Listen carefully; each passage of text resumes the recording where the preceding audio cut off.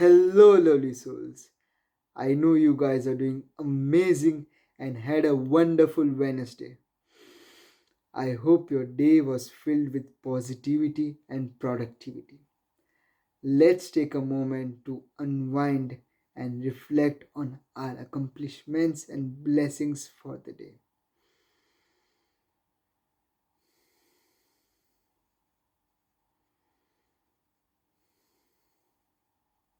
Welcome to Fantastic Life 22. We are on day 62nd of our transformation journey, and it has been a roller coaster ride, and we have been through everything, and we are still keeping strong and keeping going. Let's do it, my boy. Let's do it.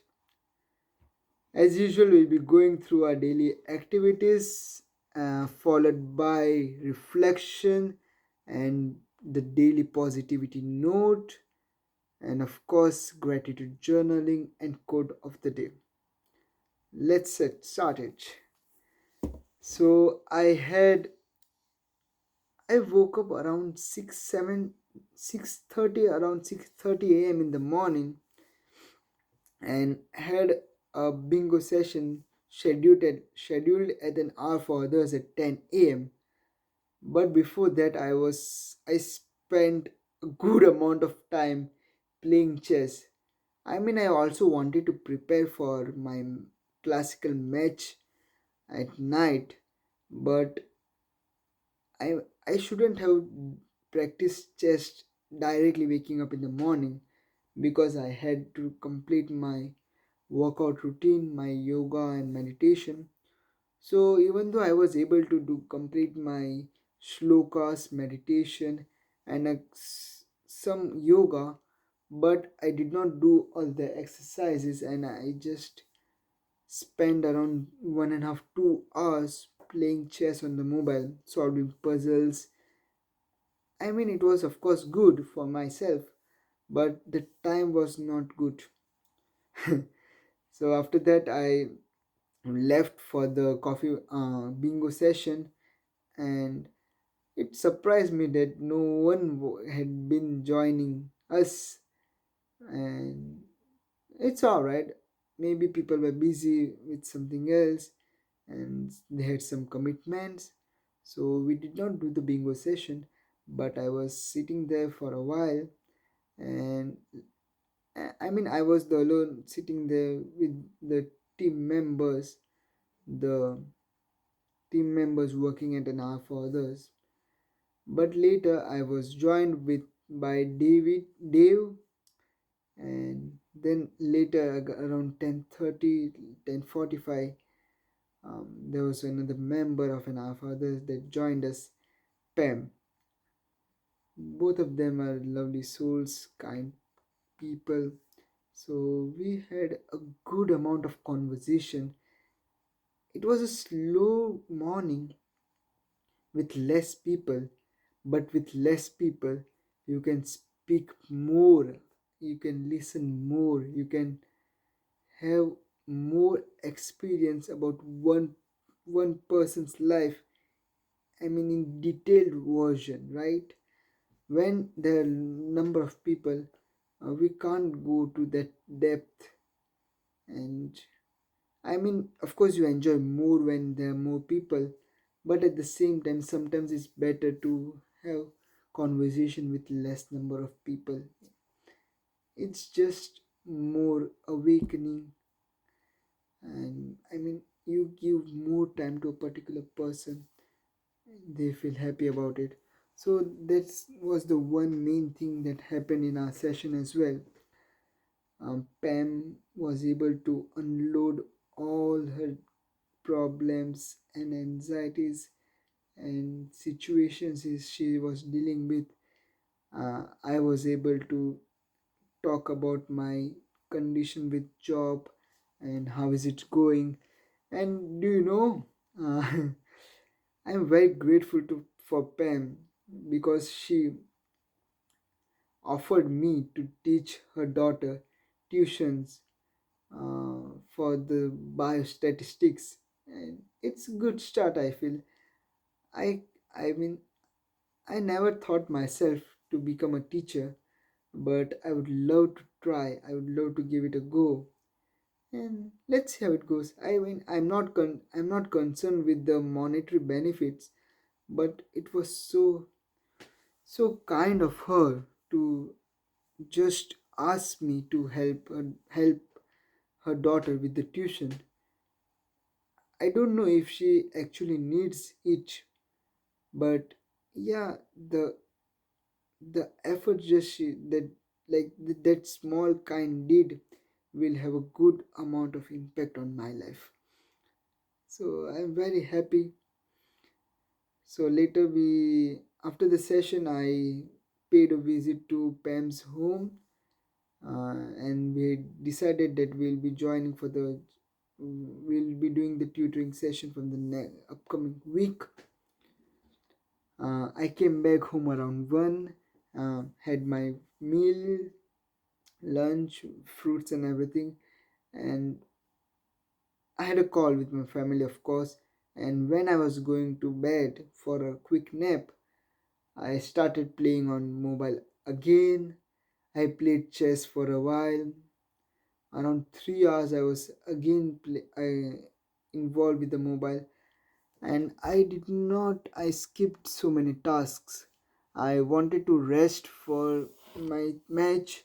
I did spectator safety video, like just started one of the video and left it, but at the same time I could not do other modules. And of course, then around 6:30 I was ready to leave for the I mean the chess match. The chess match was scheduled at Skelmersdale, and I had to reach my chess club around 7. So I left home around 6:30, caught a bus, and reached the chess club. I couldn't meet the chess members today, my chess tutor Mal and everyone else.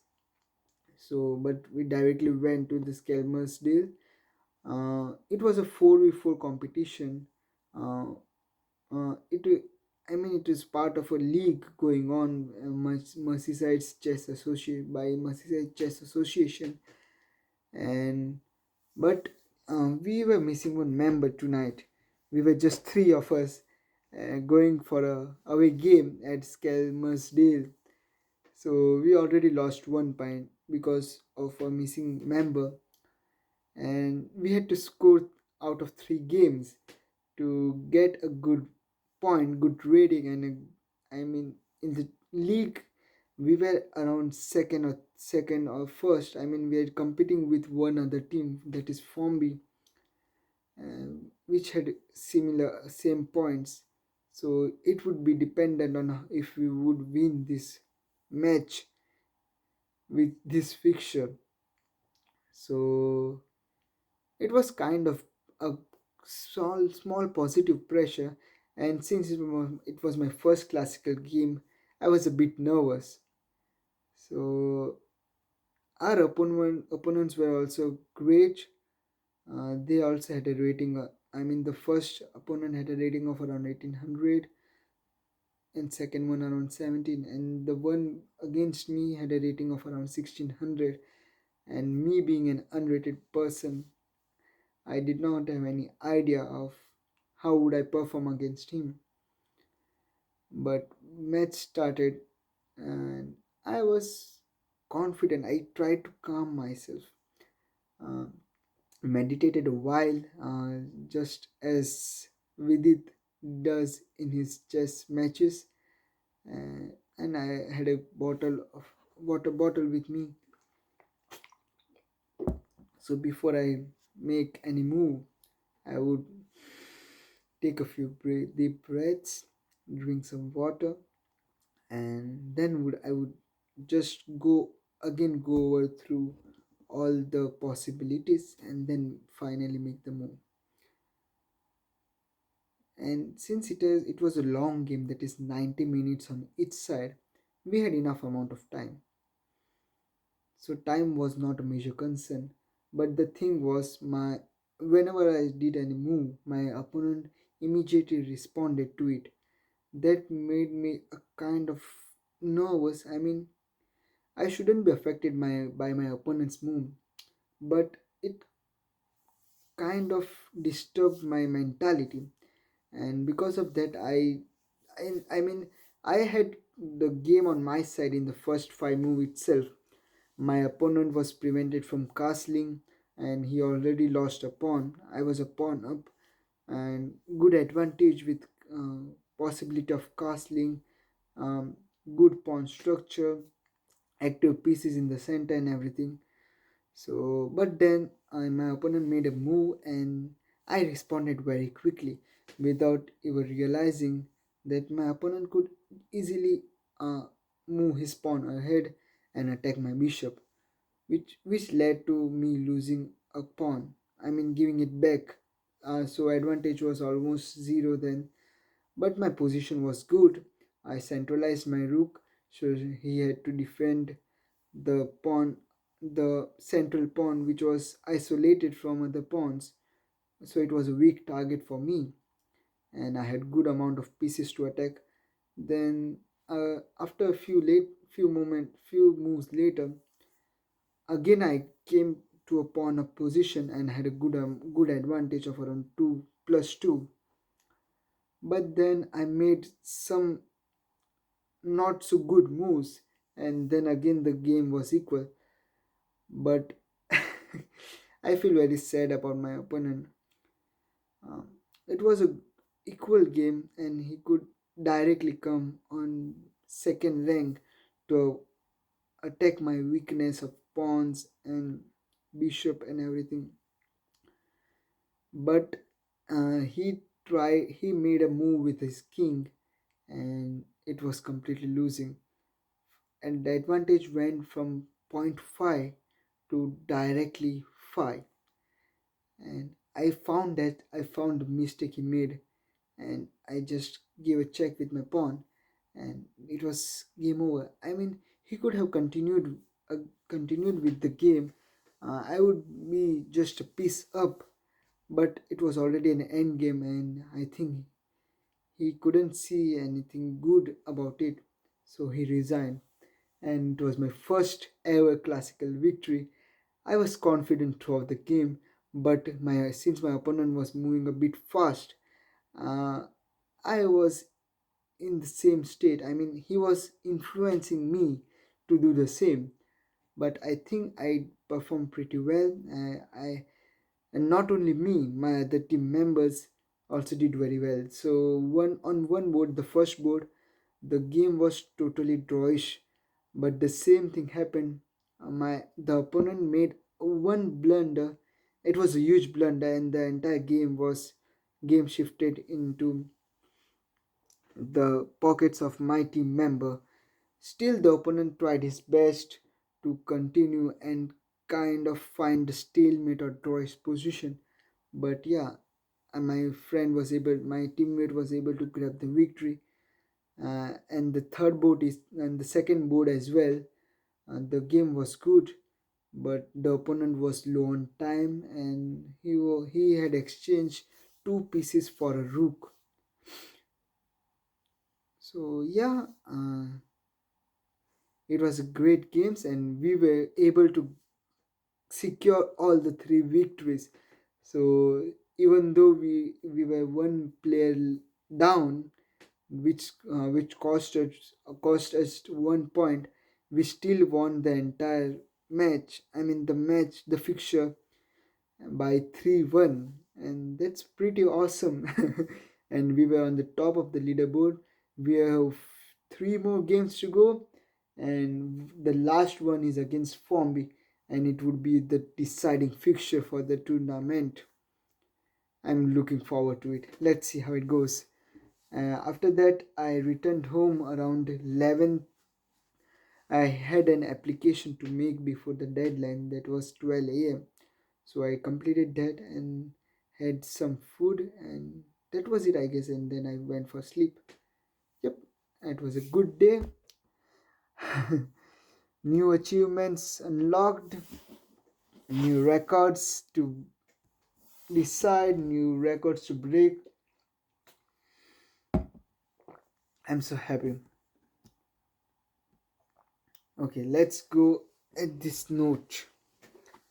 Do not feel like it. Sorry, I'll go over it again. Do not wait to feel like it. Dump all your excuses. After identifying your goals and objectives as well as determining your why, you need to get rid of all extremely unhealthy behaviors you commonly practice. That is, waiting to feel like it or waiting for the right time to perform a particular task. This is by far the most destructive habit that keeps many of us from completing our tasks, let alone doing them on time. To becoming to become self-disciplined, you need to stop this behavior and stop making unnecessary excuses that keeps you from working hard to gain self-discipline. Self-discipline is what keeps you focused on a goal. Self discipline is what keeps you focused on a goal, even when you no longer feel enthusiastic about it. But, in my personal opinion, if you set a goal and you are not enthusiastic about it, then it's not a true goal, right? If you really, really, really want that particular thing, then you will never lose enthusiasm. I mean, you might be low on energy on everything, but at the same time, you'll definitely not lose enthusiasm and you will definitely have your goal in mind and you'll definitely be able to achieve it as well. So, what does it simply mean? It simply means that the emotion shouldn't be determining factor on whether you will get started at something or not. As such, waiting for the right emotion or time is a wrong approach of developing all the self-discipline that you need in life. Okay, gratitude journaling. I'm grateful for the all the members in the chess club for their inspiration, for the tips, and to Mal for teaching. I'm grateful for and all for other members for the best wishes, and they were rooting for me, and I think they were the reason I was able to perform well in the competition. And yeah, it was a good day. Not considering the productivity, but overall it was an awesome day. First classical match, and you won it. It's definitely something, right? So the quote of the day is: "It is impossible to live without failing at something, unless you live so cautiously that you might as well not have lived at all. In which case you have failed by default." By J.K. Rowling. So, yeah, when going in the chess competition, I was like, I might win, I might fail. What if I lose my first game? What if something bad happened? But then my teammates encouraged me. They said me that it doesn't matter at all. They had failed so many times, they had lost so many games till now. And it's just a learning process. If you don't fail, you can't learn, right? If the opponents are all easy and you can easily defeat them, then you will never grow, right? So I'm waiting to explore all my possibilities, my strengths, and yep, I think I'm doing well on the track. I'm so happy about myself. I'm so grateful for the life that I'm having. That's all for today. Have a great evening. Take care. Good night. Tata. Bye bye.